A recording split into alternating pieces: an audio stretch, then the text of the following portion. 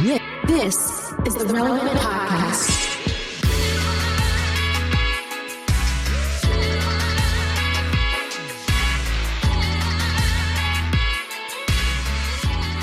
It's episode 1206, and it's the Relevant Podcast here in Orlando. I'm your host, Cameron Strang, and barely hanging on to life in Loverland, Virginia, it's Jesse Carey. Hello. Right in Nashville, it's artist, producer, mogul, Derek Miner. What's happening? And just down the street there, our managing editor, downtown Emily Brown. Hey, y'all. Okay, so first I'm going to tell you who the guest is. Then I have a little housekeeping, a little behind the scenes update for the listeners. But we have a big guest today. Malcolm Gladwell is joining us. He has a new book out, and Emily just got to talk to him yesterday. So it's pretty awesome. Why didn't I get to do that interview? I'd have been like, look, bruh.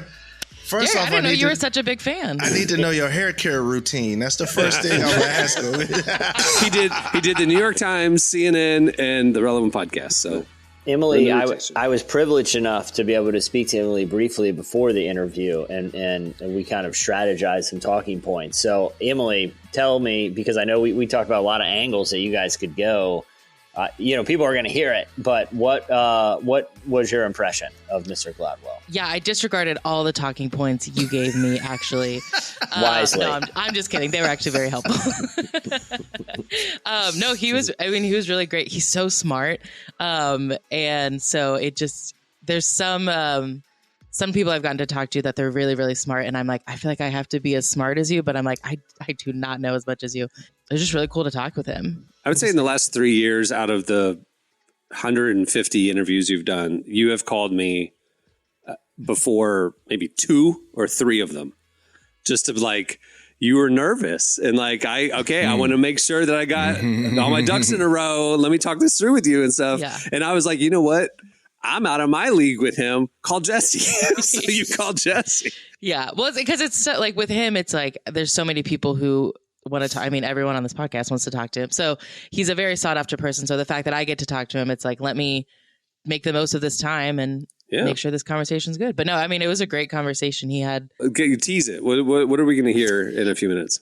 What was really interesting, we talked essentially about how a few people can make a really big societal change. Okay. Like like 12 of them? He actually brought up those 12 before I did. A basketball team? I was including the full bench. Then you can change the world. I've never heard this angle. I'm interested to hear him break it down. Yeah, me and Malcolm Gladwell talked sports. That's what we did. It's all about role players. All right. Okay, so a little behind the scenes. So that's coming up. We have slices as well. We have you asked us questions at the end of the show. So there's some great ones that came in. So we're excited about that. Okay, a little behind the scenes. We have an announcement. We are going to one show a week. The first 2 times this happened, it was an accident. This time, scheduling. But Emily and I talked, and we want to try this as an experiment. We want your help with it, you, the listener. So, for 15 years, we did one show a week, and it was like an hour and a half long. And then when we went remote in COVID, we didn't have the studio anymore for bands to come perform, because we did every episode, as you guys long-term listeners remember, we did an interview, and then at the end of the show, we had a band perform. It was like late night talk shows. And then we go remote. Bands aren't performing in my living room, so we had a second interview. And then I don't know if y'all listened in 2020, but like all these shows had like 2 interviews. So we just decided, why don't we just split that into 2 shows? It wasn't like a strategy. It was just seemed like a logical next step. Well, I'll be honest with you, watching the numbers since that shift, the listenership has declined, and we don't know if it's like there's too many shows that we're putting out and it's like diluting our fan base and our listeners, or if it's what the factors are. So as we're looking ahead, and I mentioned on the show a few weeks ago that we will be going to video and different things and expanding in other platforms, we decided we were going to go to one show a week then anyway, right? But we just decided, since that's coming, since we're working on it already, and we decided to make the change now. So we're just going to lean into it. So we're doing one show a week, but it will be a little longer. We've been doing 2 short shows. And if you've noticed, the last 2 episodes have been like an hour and 15 minutes. So a little more content, but just once a week. So, let us know what you think as we move forward in the next couple weeks. Like, do you find yourself listening more, staying on top of the episodes, staying connected? Do you wish there were more? Like, we want your feedback. This is nobody has it figured out anymore. You know what I mean? Like everybody Nobody. does podcasting differently, and we're going to try some new stuff, and we want your feedback on it if you like it. So that's one announcement. We're thinking of doing something different and introducing hot wings into the equation. Never been done before. See if that works. I'm excited. You know, I just needed to boost this more. Can I tell you guys about a heroin experience that happened right before I got on? Please. About your battery dying? I'm ready. Well, no, hold on. Spoiler alert. Yeah. It's like, how's that harrowing? How's it? Well, I'll tell you, because I realized as the battery guy is doing his thing, like my battery died this morning, so I had to walk my kids to school, right? And I walked one of them to school. I came home and I jumped the car, and I was like, I'm just going to let it run in the driveway while I walk the other ones to school. So I walked the other ones, came, and the car's not running anymore, I'm like, oh no, well that shouldn't affect the battery. So long story short, I had AAA come out, charge me up, and he's like, yeah, I was able to jump it. He's like, does your car have that feature where it automatically turns off at like stop signs and stuff? Oh, you know what I'm talking about? So you guys aware of this feature? I'm like, yeah. He's like, well, that's probably what happened, and then it wouldn't turn back over. And so he got it going. I was like, I got to go to the auto shop like right now because I don't know what to do. So I got in the car and I started driving, and I'm approaching a stop sign. And I'm like, if I stop, the car will die and it can't turn back over. Wasn't there a movie about this, Speed or something? Yeah, I was in Speed, guys. I was like super stressed. I was just in the movie Speed from my house to the way of the shop. Jesse, I'm approaching. I'm like, what am I going to do? I like at the last minute one time I saw like cars backing up, like hit a side street, went around a cul-de-sac a couple times. Like, guys, it was. You can cut that feature off. I know, but I didn't know how. And I'm like frantically looking. It's an A button with a circle around it. Universally in every car, it's an Derek, A button I with a could circle. not find it, and I'm panicking. And every stop sign, like I'm telling you, there was at one point I had to like dart into traffic. Like I had to take a right into like a busy street, and I just like beat the horn, and people were. I mean, I pulled right in front of somebody, and it was either that or the car died. Okay. I didn't have a choice. It was reckless. He's risking everybody's life because he couldn't find a button. How far away is the auto shop? Huh? How far away was the auto shop? Not far enough where I couldn't jump on my bike and ride back to my house to be on the podcast. Jesse, you know what else you could have did? Jesse, you know what else you could have did? You could have just disconnected the battery and then took it and then bought another one. True. I know, but at this point, the car's running in the driveway. I already called the shop. They were like, yeah, bring it in. It was my guy. I know the guy at the shop. Okay, we're tight. He's like, bring it in, man. And so I'm like, all right, sweet. I got the bike, But then I'm like, oh no, stop. It's not going to be able to turn back over. And then I would just be stranded somewhere. I'd be stranded at a stop. I was in my head like, if this thing dies at an intersection, what am I going to do? When you came on the screen and looked so haggard, I thought it's because you've been sick all week. I didn't realize you just had a near-death experience weaving and bobbing through traffic because you can't stop. At one point, I almost went in somebody's yard, like in order to not stop. The level of stress that was on Jesse's face when his camera came on. Do you understand why? Do you understand why? I get it, bro. I get it. Derek's first words were, man, you look rough. You okay? Put yourself in my position. Think about you're like, all right, casually driving, and then it suddenly clicks. Why you ain't just disconnect the battery, as soon as this stops, if this car comes to a complete stop, it will die and not be able to restart, and I'll be stuck. There you go. That would be bad too. Like that, the thing that is a very big fear of mine is being like my car breaking down in traffic, like either on the interstate or like on a busy intersection. That is the most frustrating, terrifying thing there is. Like I've been blessed not to be like stuck somewhere, but man, it is pretty scary. So I don't blame you for making the moves you made, man. I don't blame you. Even pulling into the mechanic, like it was on the left. Okay, so like there's oncoming traffic, and it was like it was like I can't just sit here with my blinker on. You know like what I Dukes mean? of Hazzard style. You're screeching I around the came in corner. there, I came flying, like flew over the. They were looking at me, and I was like, "Oh god!" And then I'm like creeping through the parking lot, like there's cars everywhere. I'm like, I got to find a place to park because wherever it stops, it's here. It's you here. know. Coming in So, hot. Anyway, just a little update about how my morning's going.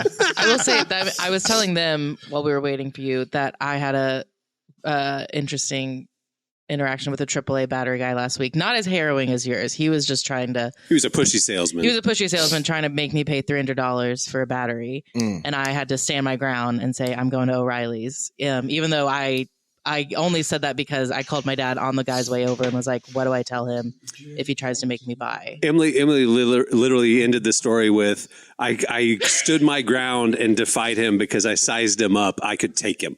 Like she was like, that gave her the confidence to like say no. We were eye to eye and I was like, okay, so you're 5'8", I can take you. Like, if you're not that pushy. Yeah. Emily got hands, bro. Like I'm telling you, I don't want no smoke. I'm gonna tell you that right now. My fight or flight, most of the time I'm pretty flighty, but if you push the right button, you see all that art behind her, all those framed art. There's like 30 of them on her wall. Everybody thinks it's just a mural. No, those are each one covering up fist holes that she stole all those artwork from Hobby Lobby, who stole them from the book of the Bible archaeology. Okay, some of them are from Etsy. Let's put some respect. She has a fight club in her living room every week, and the art covers up the damage. It be the quiet ones though, for real. She don't she sits there and writes articles all day. She real quiet. She be chill. Them the ones that really lay you out. Like every fight I've ever seen at school that's went sideways is one of the quiet people they had enough. They had enough, and it's boom. It's like you got hit with a chair. She's not a 9, but Enneagram 9s, they stuff it down to keep the peace, and then they can't anymore, and they explode and break all the dishes. So it's like the quiet ones that are like even keeled, then they snap. And that's Emily. I don't want no smoke. Me personally, I don't. All right. Well, all right. Moving the show along. Happier topics. Stay tuned. Up next, it's Slices.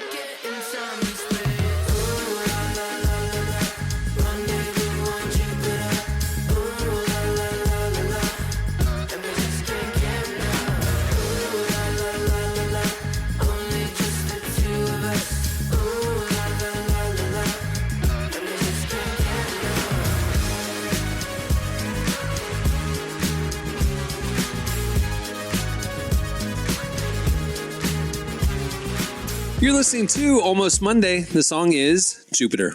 Today's podcast is brought to you in part by Mercy Ships. Globally, 5 billion people lack access to surgical care. In sub-Saharan Africa, there's only one surgeon for every 200,000 people. Mercy Ships provides free, life-transforming surgeries for people who have little to no access to medical care.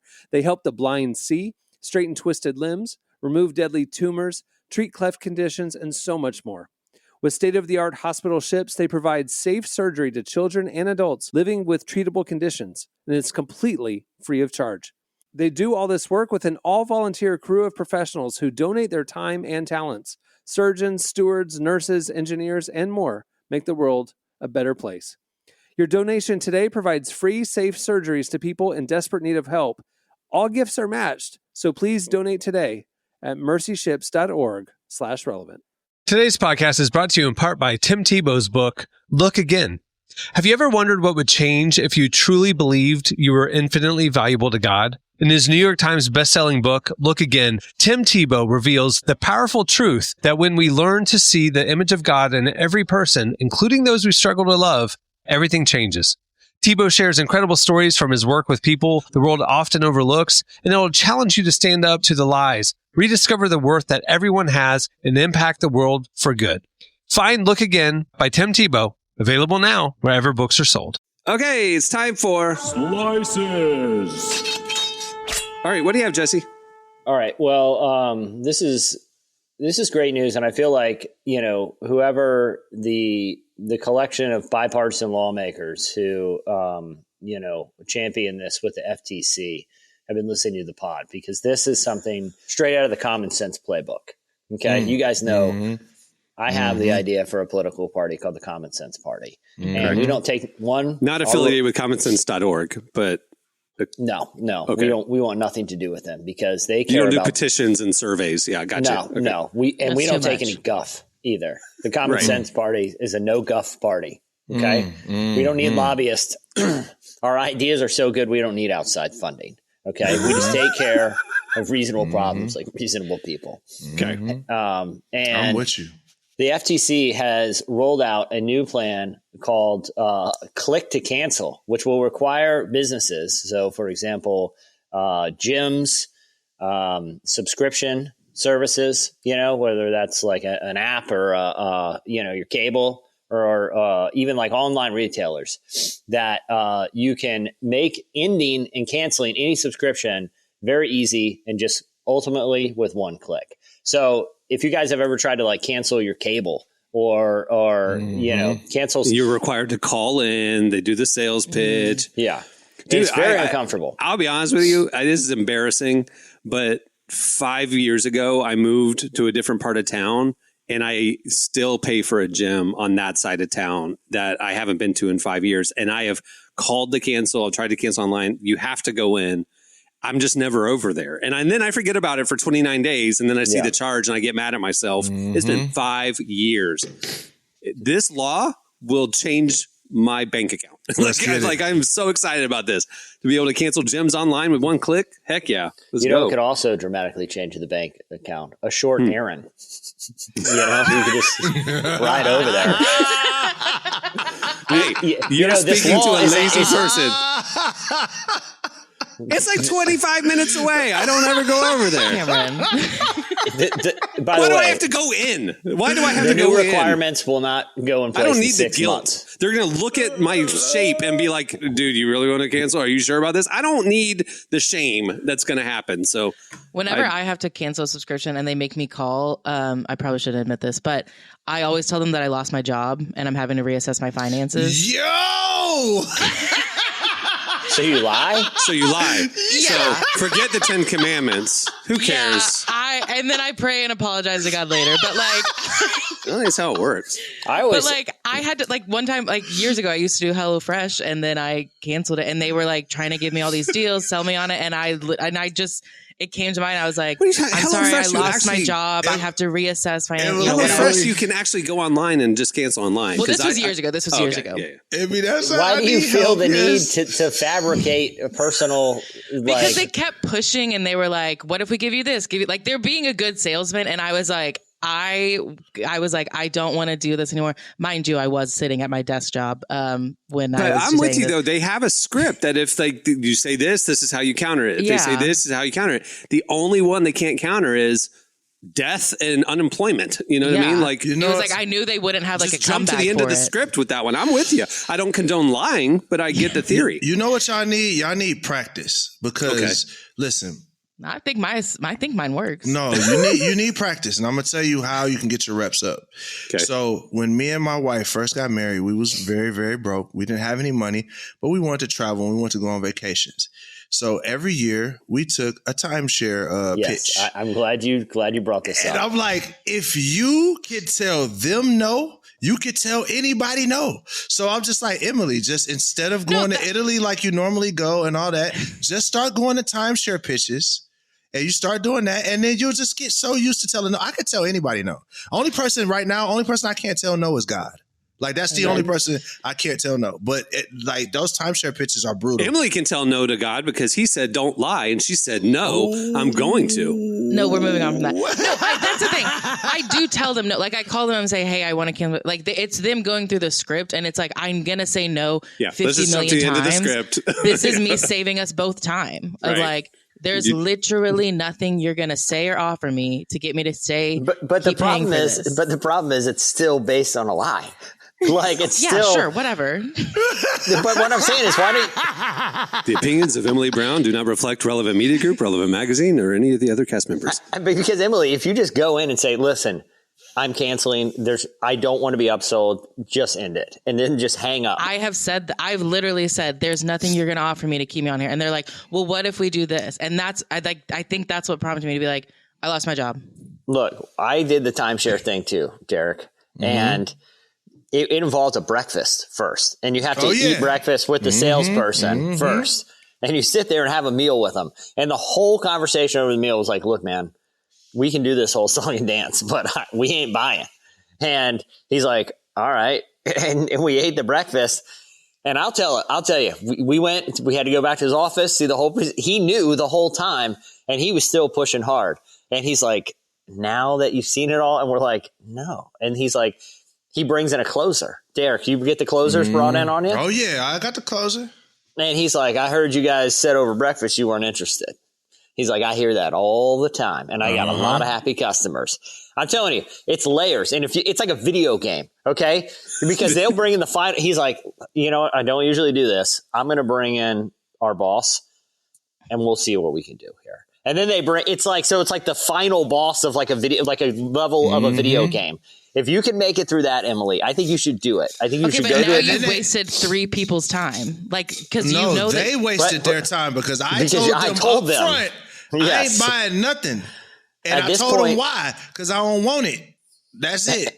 And they choose to enter the Thunderdome and have a chess match with you. And they know if they lose, that's fine. They played the game. They went in willingly. Right. This was based on everyone was telling the truth. And it is hard, Derek. Is it not hard it's hard. To walk away? You guys have lost hours of your life when you could have just told them you lost your job. Hey, but guess what? I got to go to Sarasota, Florida for 2 days and 3 nights for free. No offense to Sarasota, I don't really want to go there. Man, I got a poolside As a Floridian, you don't need to go to Sarasota. I got a free poolside.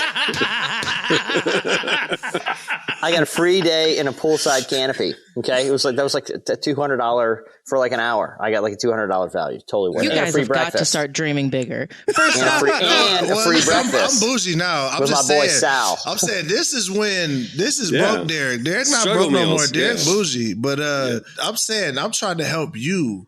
To clarify, I've only done this a few times. One was the HelloFresh one. One was I signed up for this subscription called Fabletics, where they send you free.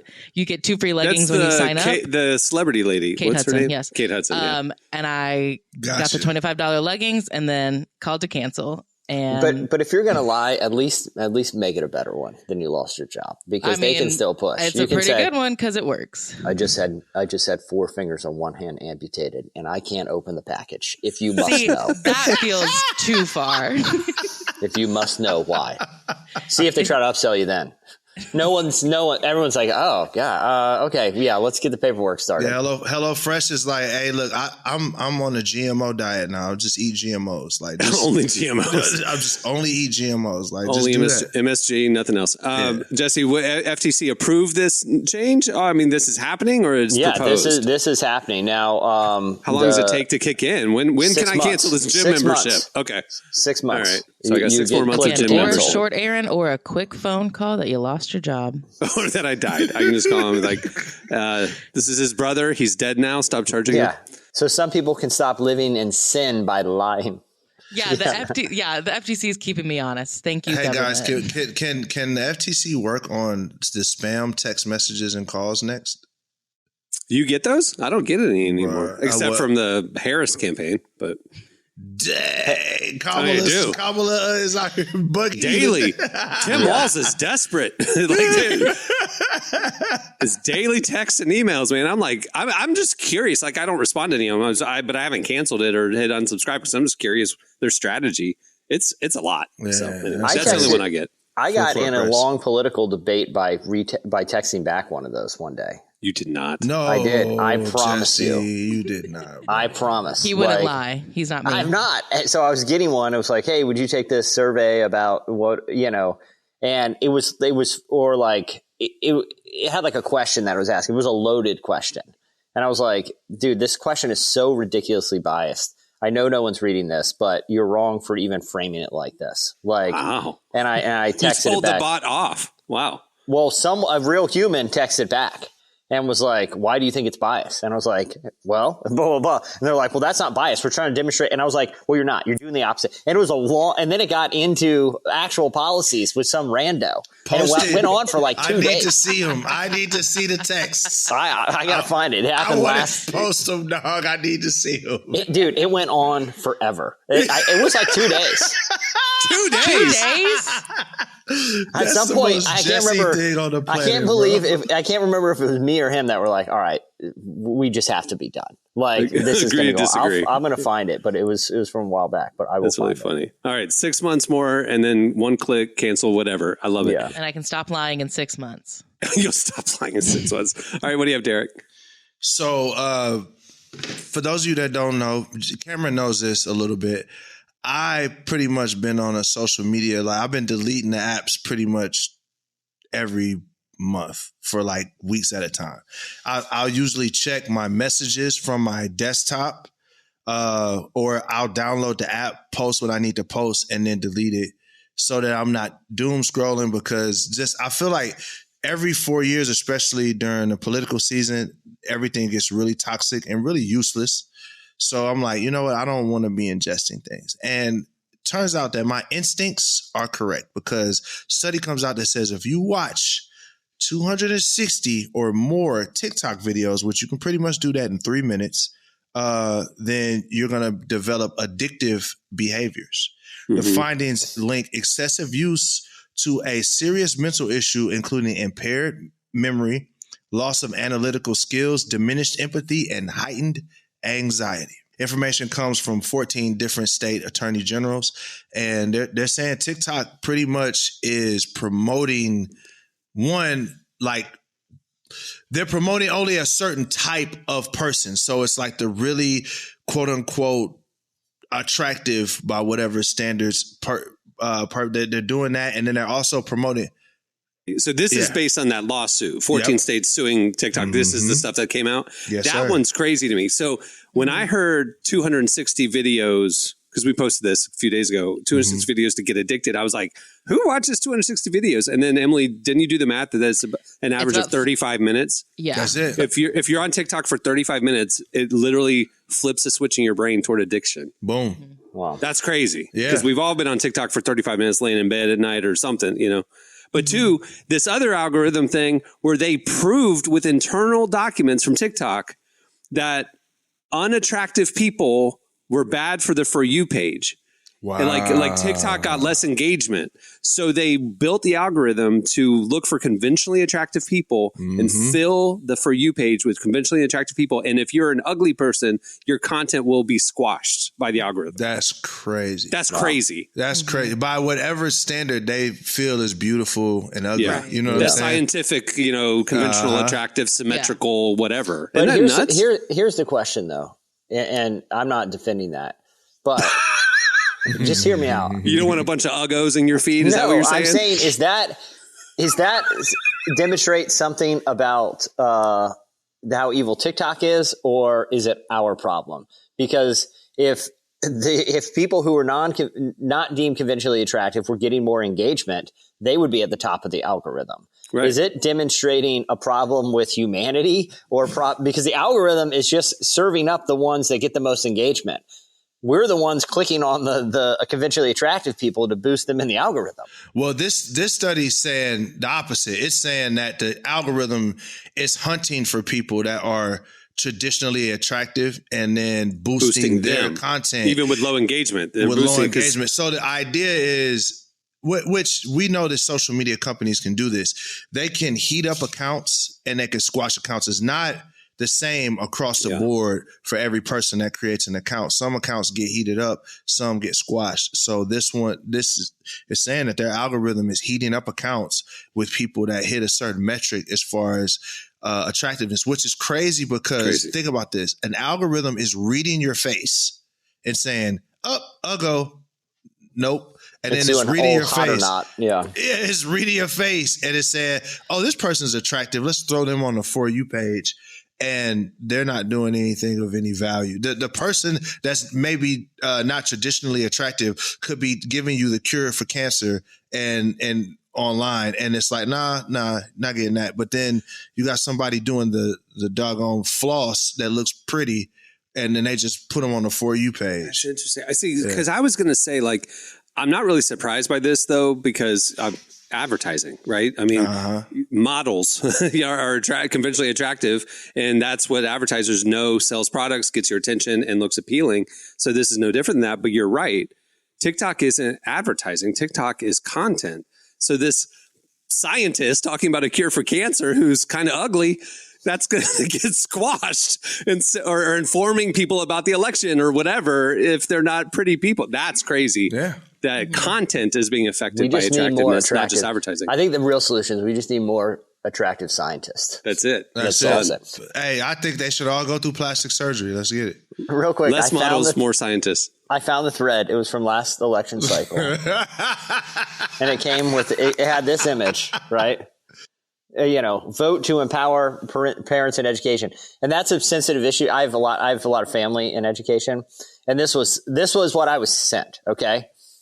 The left's radical education agenda, low test scores, teaching their own sexual ideology instead of academics, and keeping parents out of kids' education. Hi, this is Mike with American Majority Action. Can we count on you to fight back against the left's radical education agenda? Reply stop to opt out. And I said, what are you referring to? Their own sexual ideology instead of academics, thinking this is just going back into the void. And a couple hours later, sexualizing curriculum for young children rather than focusing on teaching academics. I was like, who does that? What school district has ever done that? Well, that's what I said. I said, I have parents, I have family in education. Can you, I was like, do you have any examples of this? And this is what the bot texted back. I'm sure you've seen several screenshots of it online or in the news by now. Teachers leak them out because they're appalled by it. I was like, let's talk screenshots. This is what we're going on. And then we just go back and forth, but you can reply to those bots, and every once in a while, someone will reply to those election ones. I learned it firsthand, but you get in a days long political debate and it goes nowhere. And I bet they're not very attractive. Sorry. That's why I don't reply. The bots aren't pretty enough. I never reply to them. Uggo bots. Uggo bots. All right, what do you have, Emily? I want to talk about this video that's gone viral on YouTube recently. It's got about 4 million views last time I checked. It's a new worship song called Holy Jesus by Justin Bieber. I just want to know what it looks like to love people, I want to know that Jesus who goes to where the broken people are,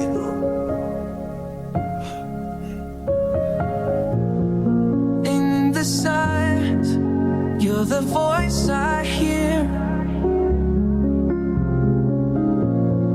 bringing peace, casting out my fear. Every moment, you're the reason why I lift my hands and praise you high. In your presence I am whole. Lord, I trust you with my soul. You're the shepherd who leads the way, guiding me through each and every day. Holy Jesus, you're my faithful Savior. Every knee will bow, every heart will call. Holy Jesus, shining pure and bright. You're the way, the truth, the light. This is absolutely AI. Yeah. It is. It absolutely is. We all are aware that this is AI. A lot of the people in the comments are not. They think this is real. They're so excited that Bieber's doing Putting a out worship project. They're and commenting giving things us like, to the Lord. praise God for what he's doing in Justin's life. Preach it, Justin. And they're getting ministered to by this AI content. It's Yeah. really interesting. They're being scammed. Yeah. Yeah. But this guy, like the guy, his name's Evan. He's been putting out multiple like worship songs. This one just happened to go viral, but some of them are getting a couple million views, and people are like, Justin's putting out worship songs. Why isn't this on Spotify yet? And it's like, because this isn't. It's AI. And so it does bring up an interesting question. Like, I mean, if people are generally being impacted by it, and say a believer actually thinks that Justin's putting out worship songs and they listen to it and they get impacted by it, like, I don't know. It has some interesting implications. Wrong. No, it's wrong. You think it's wrong? It's wrong. You're still in a person's name and likeness. Mm-hmm. And you're using it to make songs and create ad revenue and streaming money for yourself. You're not giving Justin Bieber any of that money. You're taking all the money for yourself. And yeah, there may be some people that are being impacted by this, but at the same time, you're also fleecing them because they think that someone is doing something that they're not. Aside from the deception side of it, like as a kid grew up in Pentecostal charismatic church, there was a big emphasis on the anointing. You know, God anoints you to preach or lead worship or, you know, whatever. And like God's anointing is the thing that gave you the inspiration for those lyrics or that melody. And then God will use that divinely inspired thing that you're a vessel for to, you know, usher in the presence of God and lead people in worship and all that kind of stuff. The larger, deeper question that this stuff, as it pertains to worship and preaching or Christian content, is the AI ain't anointed. Mm-hmm. But so, like, can something be created by an artificial means or computer and be anointed? That these people, if you read the comments, are truly being ministered to by it. They feel the presence of God when they listen to this song and sing along. Well, it's the same thing with like, you know, if AI wrote a sermon that included a prayer in it, you know what I mean? Like, and right. that, you know, for like a benediction, I think we need the church needs to wrestle with this. Like what the anointing versus content versus, I mean, like, aside from the mimicry and he's stealing Justin's identity, that's not really the deeper. I mean, that's terrible and that shouldn't happen. It happens to artists all the time. I mean, Drake did it with Tupac, you know, I mean, like, but I mean, like, I'm saying, like, what does this imply for the church? It's no different than a pastor plagiarizing someone's sermons. But to that point real quick, like AI is not making it up out of the blue. It's ingested thousands of worship songs and you know what I mean? If the message isn't outside of orthodoxy, then there's no reason I don't think it could have the same spiritual impact as, you know, a song that someone else said that a human wrote. Like it's not like AI is just making it up out of the sky. Yeah, but what if a Satanist wrote a worship song based on existing lyrics and stuff? I don't know. It's just murky because the way we were taught, it was like somebody like this is an anointed song or this is an anointed sermon. You know, like God speak through me and whatever. And it's like God speaking through AI. Are we like open to God speaking through AI? I hate to be the cynical Derek guy. I know I'm often that guy, but I'm going to go ahead and do this, especially when it comes to music, especially when it comes to Christian music. But a lot of the things that people call anointed is mostly just a great strategy for pulling emotion out of people. Like I believe that music, I believe that things have certain vibrations or they feel a certain way. Certain chords move you a certain way.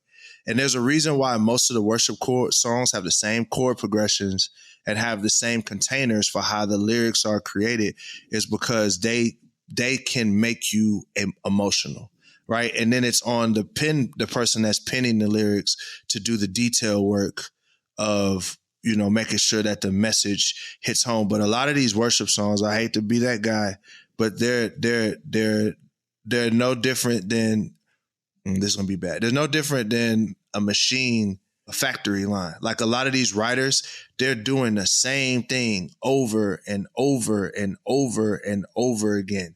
And because a lot of people aren't behind the curtain, they don't understand it's a machine. Like worship is a machine. Like It's a musical It's a machine. business. It's no different than a pop music machine or a rap music machine. It's a machine, and it's just how rap music goes through seasons and phases where, oh, this is working, let's do more of this. Same thing happens with worship. Here's one more little thought experiment. Like a lot of times, like the teaching pastor at our church is like multi-campuses or whatever. So he'll be on screen, right? Delivering a sermon. If hypothetically you had an AI pastor, right? Like somebody that was made in an AI program, is not real. And you went into some sort of ChatGPT and said, hey, based on the works of, and you named like 50 to 200 theologians, I want to get a sermon about whatever, right? And you just had this AI pastor preach a sermon written by AI every week, and people are getting impacted. Is there anything? I don't know. Fundamentally That's what I'm saying. wrong Like, this is about it? unprecedented. I don't know. I don't know what to think about it. Mm-hmm. It's a crazy time, and I don't have no answers to it. The stealing and identity misrepresenting who the creator is, black and white, wrong, right? It's wrong, but this whole thing of like God inspired me or God anointed me to create this thing, and God can't anoint and create a computer or an algorithm. Like it's interesting. Is it? Yeah. I think Jesse's point though, the AI is borrowing from great songwriters. It's borrowing from the greatest songwriters of all time, right. And it's taking and it's analyzing their tendencies and saying, like what I said, it's made the machine via machine as opposed to three writers in a room saying, man, when Chris Tomlin wrote this way, that impacted me this way. I'm gonna imitate that style or whatever. You know what I mean? Like it's just taking the human out of the machine. Emily. Why you end on a fun note? Why you do this to us? I mean, I'll say I've been having fun listening to AI worship Justin Bieber. So I would love like a remix. I wish it was more of like. I mean, what if AI leads you in the salvation prayer and like somebody? I don't know. I mean, I get the Romans Road content is there. AI can share it with you, and you can choose to. The gospel, the gospel is so powerful that it can, whether it's a donkey or if a rock that will cry out. It's not the person.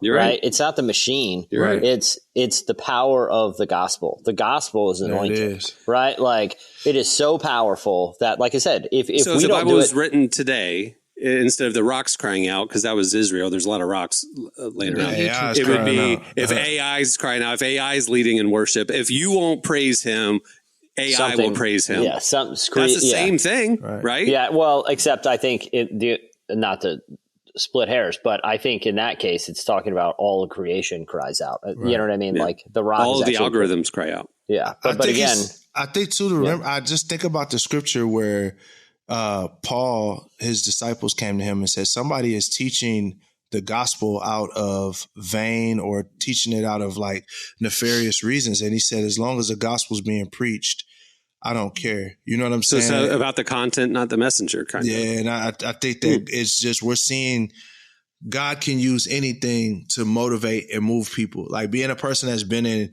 Christian music for a decade plus, I've seen God use some of the most flawed individuals, including myself, to do some of the most amazing things. So, same thing with robots. It's like, hey, if God, he going to use whatever he wants to use to get his purpose done. So that Tesla robot that I'm going to buy in a couple years, I'm going to train it to lead worship for my home group. And it's going to be great. The key thing though is like, it's a robot. The people in these YouTube comments don't know it's a robot. Deception. And they think that Justin's out here preaching. Poor Bieber. To be clear, he is a Christian. Like he does talk about it. He's had a rough year this year.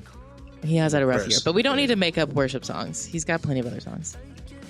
All right, well, stay tuned. Up next, we'll ask Malcolm Gladwell about all this. Stay tuned. Up next, we talk to Malcolm Gladwell. Do you think he's a believer? So free, you're so fun, so consistently a winner in my mind. On a missile to the beat, side to side, watching the world go, still when the weather is better. Don't get your feet down, doing well all day.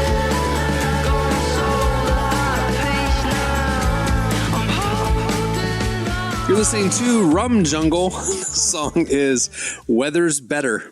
Today's podcast is brought to you in part by John Mark Comer's book, Garden City, a book that speaks to the tension we all feel between work, rest, and purpose. The New York Times bestselling author John Mark Comer takes us to the scriptures to identify what it really means to be human and flips the script on the idea that who you are matters, not what you do. He shows that God created us for meaningful work and meaningful rest. Both matter. This book helps you ask and answer the big questions. Does God care where I work? Is there a direction for my life? So you can discern God's heart for your calling, your rhythms, and the way His Spirit wants to shape every part of your life. If you're longing for purpose and a more grounded way to live, check out the new hardcover edition of Garden City wherever books are sold. Well, today's show is brought to you in part by the new book, God, the Science, the Evidence. We talk a lot about faith, but how often do we talk about science in the same breath? You might be surprised to discover just how deeply the two actually agree. For centuries, science has been used to dismiss the idea of God, but today an intellectual revolution is underway. Modern discoveries in physics, cosmology, and biology are consistently revealing the same truth: creation isn't an accident. That profound reversal is what engineers Michel-Yves Bolloré and Olivier Bonassi investigate in their international bestseller, God, the Science, the Evidence.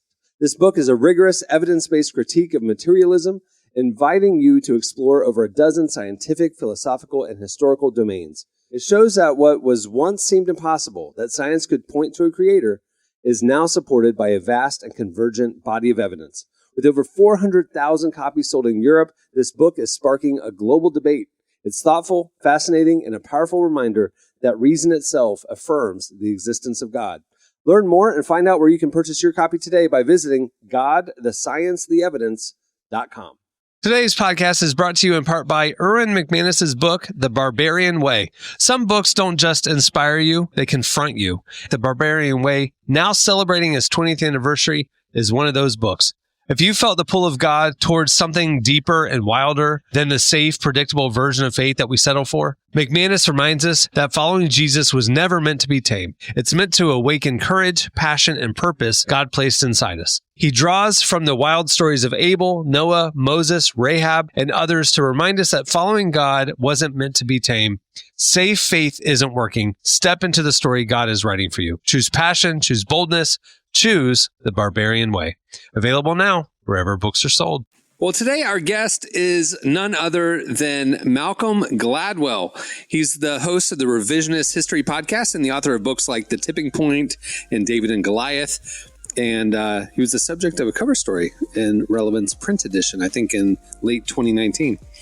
He joins us today to talk about his new work, which focuses on how a small group of people can bring about massive societal change, reminding us that we all play an important role in our communities. Here's our conversation with Malcolm Gladwell.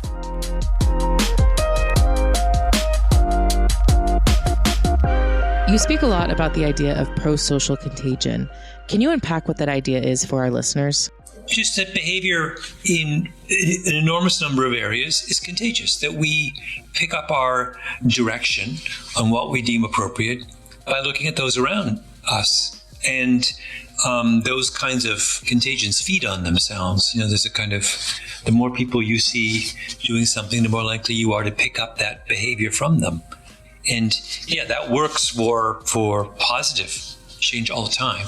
I mean, you just have to kind of observe, outpourings of giving after a disaster. What's that about? That's about a kind of social, a society-wide outpouring of emotion. And people get swept up in that. They get infected by that virus, and they're moved to do things they would normally otherwise not consider. But that also works negatively as well, that some very nasty patterns of mind and practice can be picked up socially.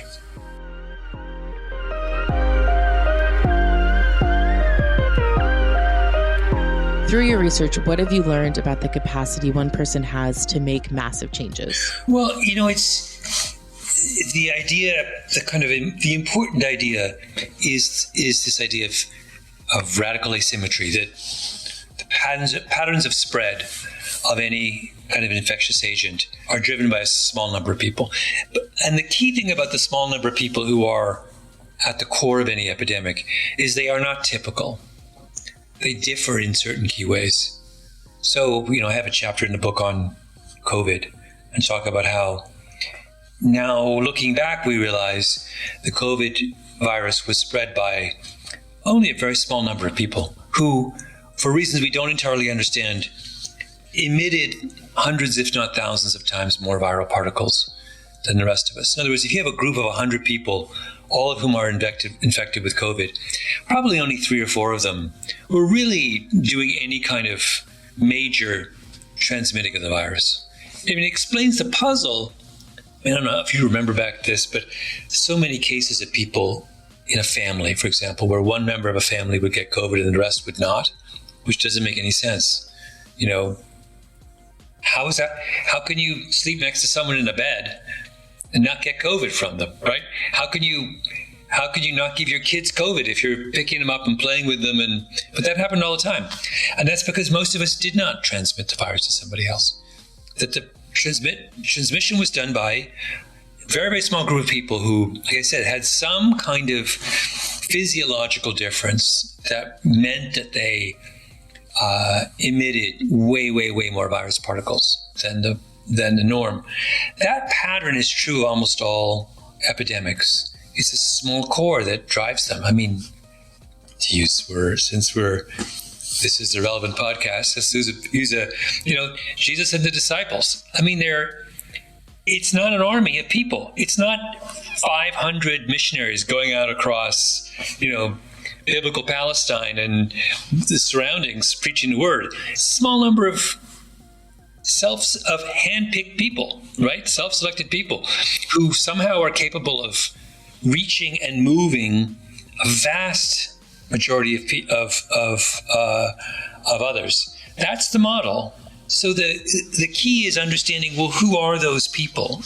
How can we identify them, empower them, equip them to be kind of positive agents for change?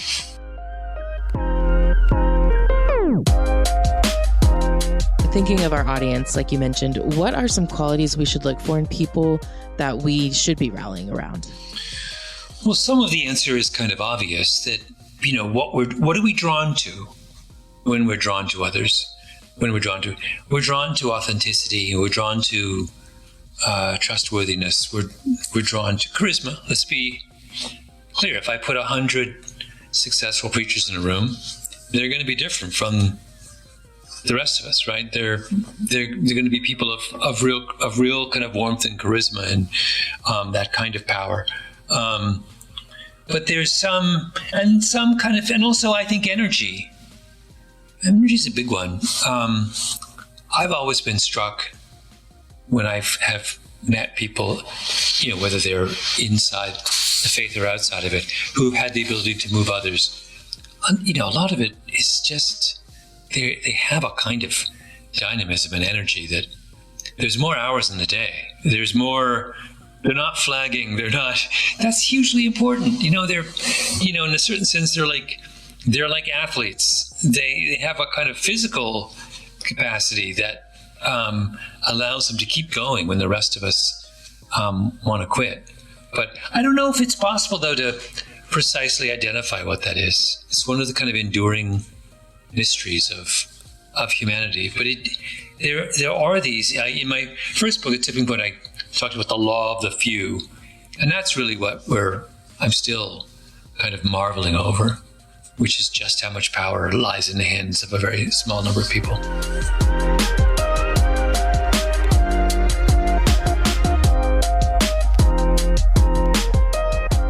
Like we said, not everyone is going to be in a position of power, but there are a lot of Christian influencers, leaders, pastors who will have the potential to make great changes.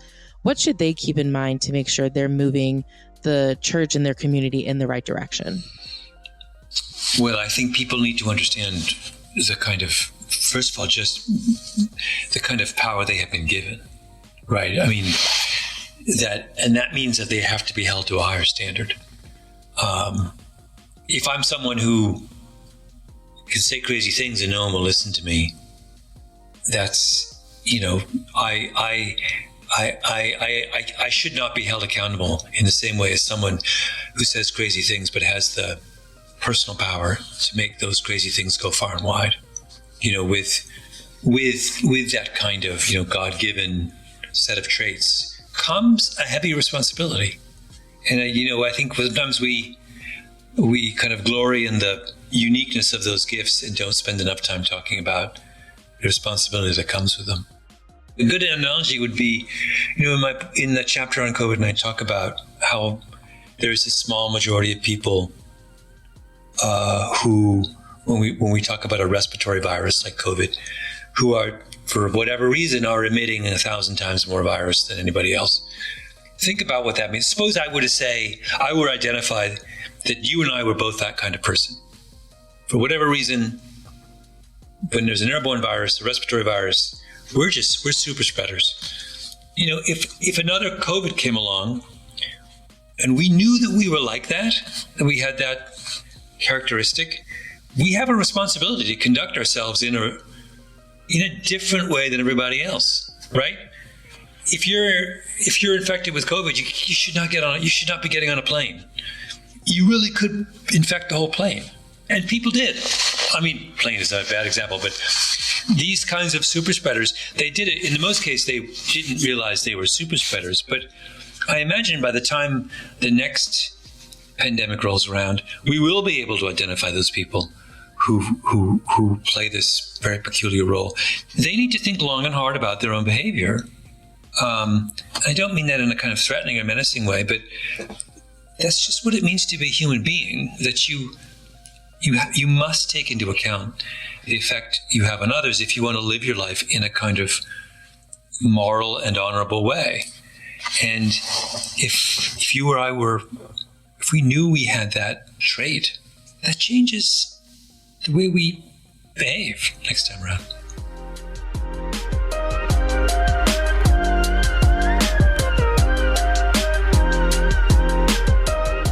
That was Malcolm Gladwell. Be sure to check out his newest book, Revenge of the Tipping Point. All right, stay tuned. Up next, we've got Ask the Cast.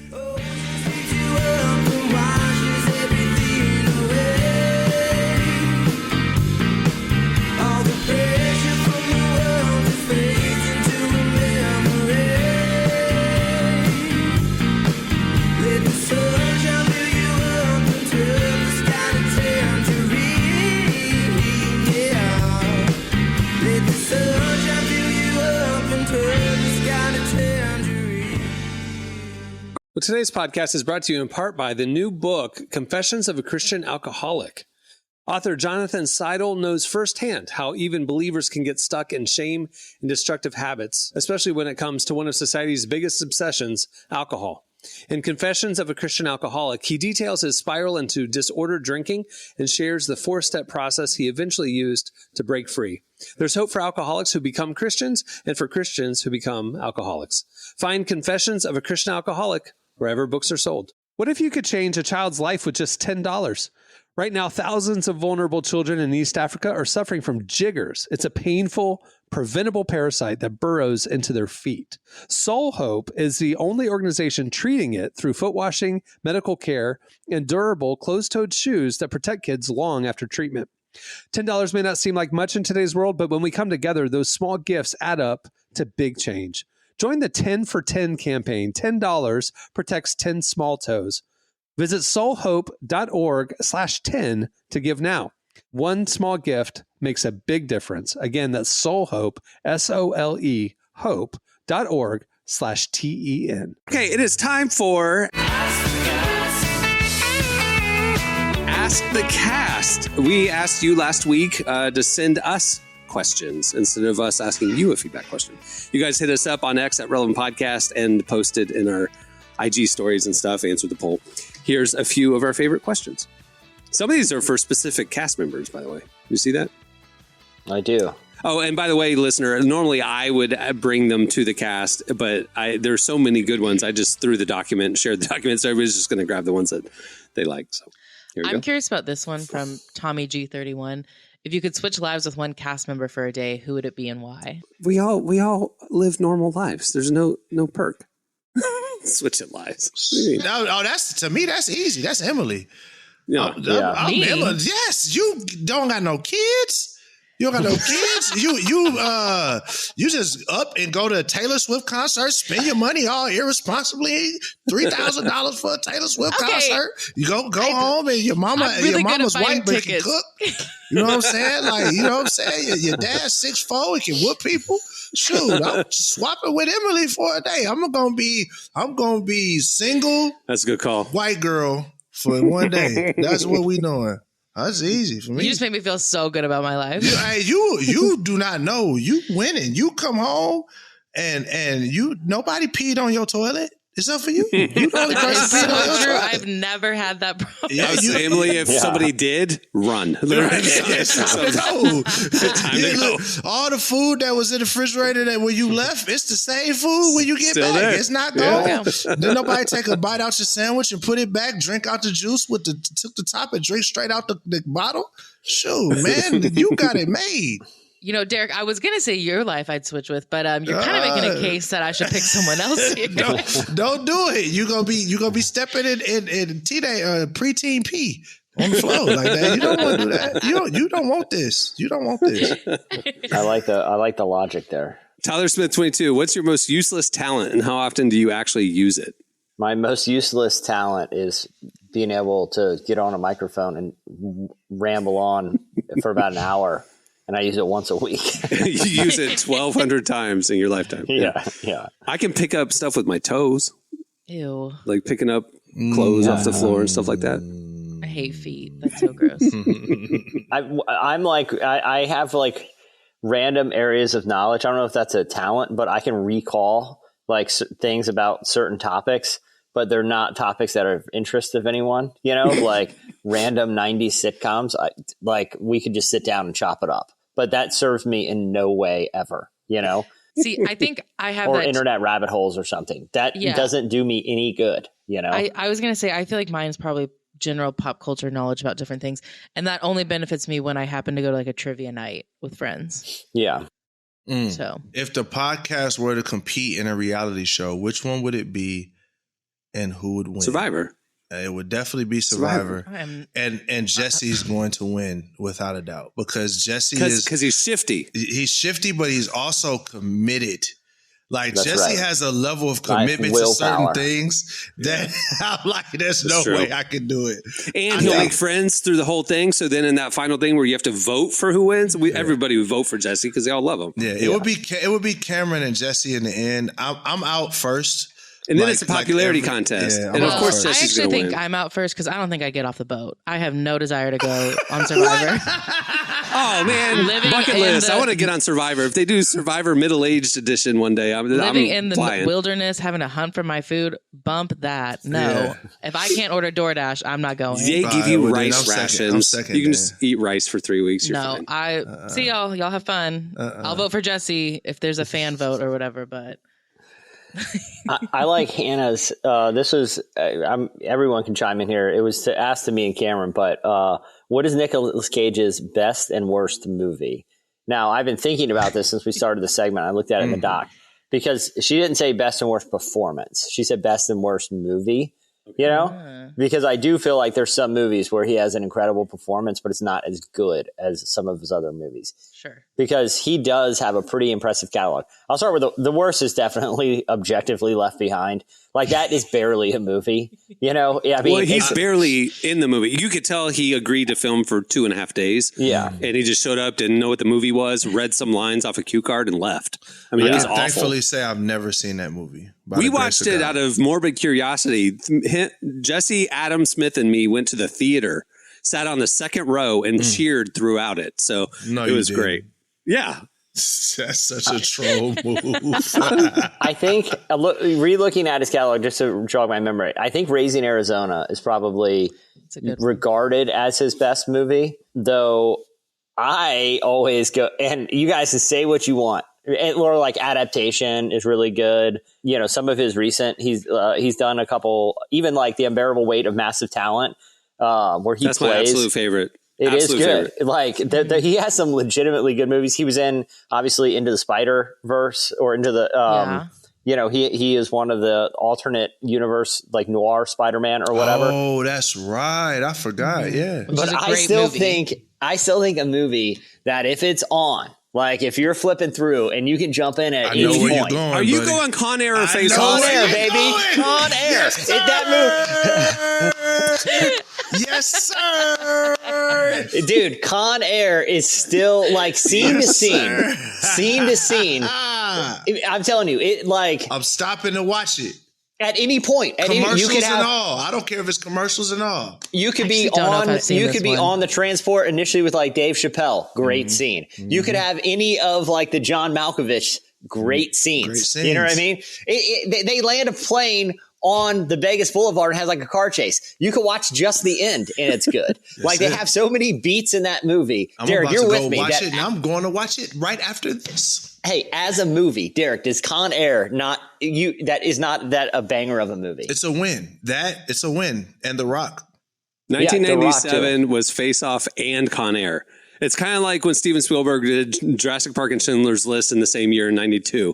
Like his 97 run, his late 90s run, Nicolas Cage was The unstoppable. Rock, bro. Like that The man, Rock is awesome. He put some buckets up in 97, bro. Yeah, I 97, know. Well, 98, 99. hey, and Face Off, that Face is The Rock was 96. So 96, 97 was like his prime time. He's running it up. Face Off. Real talk. I know people make fun of it now because of the premise, like two guys trade faces. You know, that movie is legitimately a good movie. It's 93% on Rotten Tomatoes. Okay, like it is an actually good movie. Like, and Nicolas Cage has to play two characters because Leaving Las Vegas is 95. Man, his 95 to 97 run, he went wow. on a heater. That's crazy. Con Air, dog. I'm watching Con Air today, bro.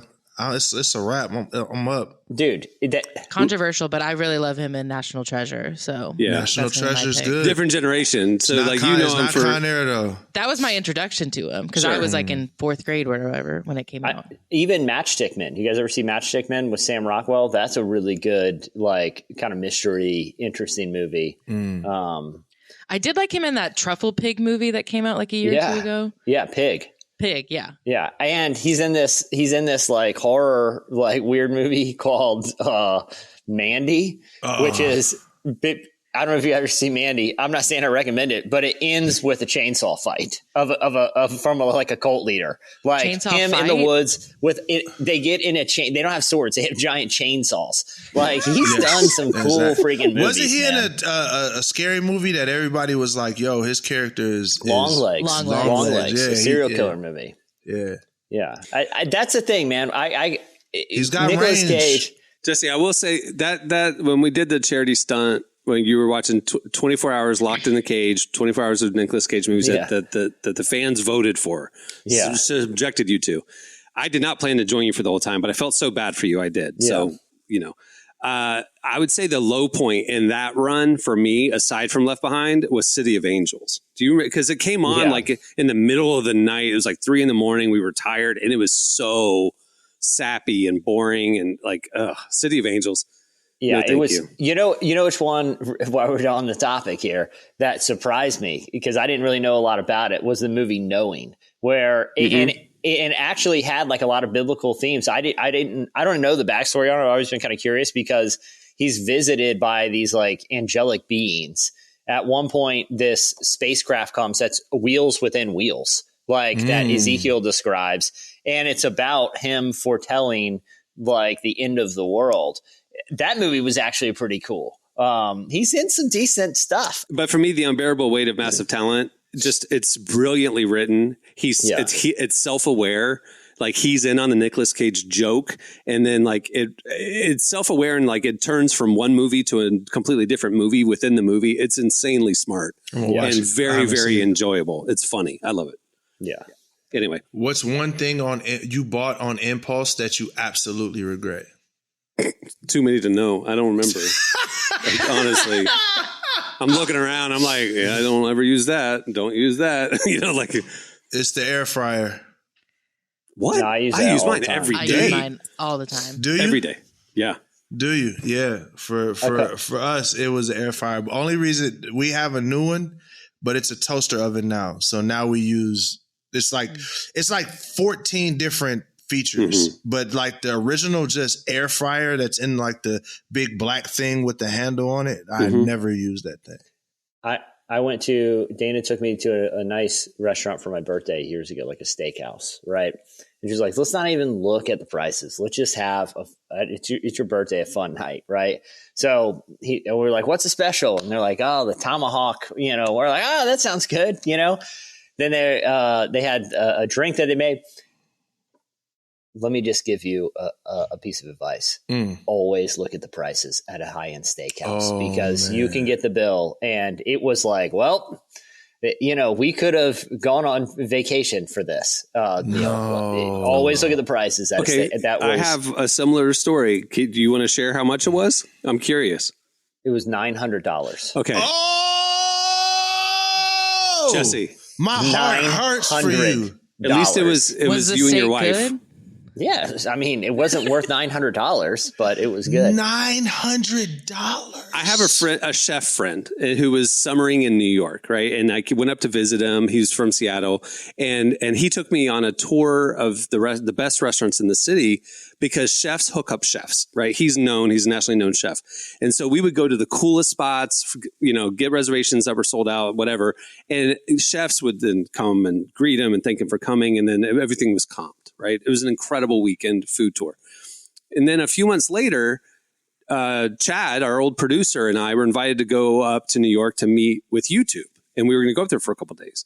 And so I told my chef friend who I spent the summer with in New York, hey, I'm going to New York again. Can you hook me up at any restaurants? Yeah. You know what? My buddy owns the #1 rated restaurant in the world, 11 Madison Park. Okay. 6 months reservation time. Let me make a call. Text me back. Got you in. You and Chad can go to 11 Madison Park. And I'm going, holy cow. Now, remember, my last experience in that world was they never saw a check. We never saw a check. Okay. So Chad and I go to 11 Madison Park. It's a chef's tour, 7 courses. They're taking us back to the kitchen. It's this whole incredible, unbelievable thing. I mean, how many meals do you remember? I remember that night. It was incredible. At the end of the night, they bring a check. $1,200 for me and Chad Michael Snavely to have dinner. Jesus, take the wheel. The pit of my stomach. Yeah. It was like, this I had the is same rent. thing. But it's like, rent. I can't just run out of here. Like, you know what I mean? Like, I can't dispute the charges I ate. You could tell them that you just lost your job and you actually can't pay for this meal anymore. I had no idea a check was coming, so I never looked at prices. Yeah. I didn't ask about the wine pairings. Just chef, whatever you recommend. See that I'm the total opposite. I'm like, hey, bruh, where the prices at on this menu, bruh? Like, how much is this gonna cost? Because I get a salad and some dinner rolls and call it a day, bro. We're going up out of here. Again, it was unexpected, man. But hey, you live and you learn, Yeah, Hey, and you'll Jesse, always remember that sorry. night. Yeah, for better or for worse. I think that's part of the reason why it's memorable is because you spent a ridiculous amount of money that you didn't want to spend, so you have to remember it. Yeah, exactly. I ate every bite. You savored that joy. Can I get it to go back? Morsel. We did. They were like, we don't really do. I was like, oh, you'll find something back there. Put And I this took it in a home. go box, my boy. I'll put it in my purse. I said, well, we're taking it, whether you bring me a box trying or to not. tell So you, you my might wife want to find something. You have a little medium rare steak in the bottom of her purse if you don't bring me no bag, bro. Steak's about $200 an ounce. I'm taking it. Yeah. Well, there's a lot more. We appreciate it. Maybe we'll do this again next week. You guys sent in some good questions. All right. Well, before we wrap up, I want to thank Malcolm Gladwell for joining us today. Make sure to check out his newest book, Revenge of the Tipping Point. It's available now. Also, I mentioned at the beginning of the show, we are going to one show a week every Tuesday. In preparation for us also rolling out video. We have another daily podcast. It's in the piloting stages right now, and a lot of plans in the works. But anyway, one show a week, a little longer show, and we want to hear from you. Tell us what you think about it. Do you like the new schedule? Do you like the longer show? Do you miss falling behind because we put out too many episodes? We want to hear all of it, good, bad, and the ugly. Hit us up on X at Relevant Podcast if you want to share some of your feedback. All right, on that note, we'll wrap things up. I'm Cameron Strang. I'm Jesse Carey. I'm Derek Miner. I'm Emily Brown. We will see you next Tuesday. Not in between. Have a great week, everyone.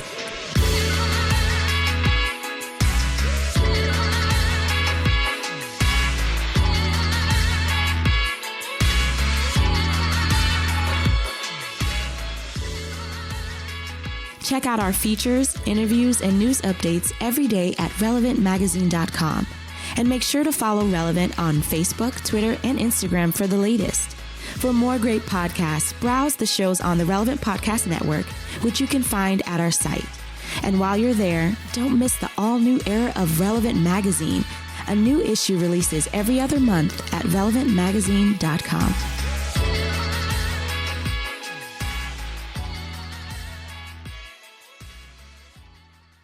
If this thing dies at an intersection, what am I going to do?